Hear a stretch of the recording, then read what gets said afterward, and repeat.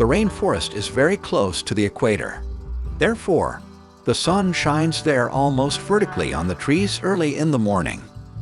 The air in the rainforest is already heated up strongly in the morning.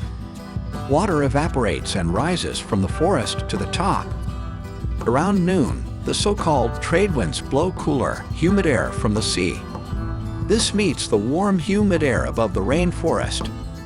As a result, huge rain clouds form, which finally rain down in the afternoon like broken clouds. Then the sun shines again until it gets night, and the next day everything starts all over again.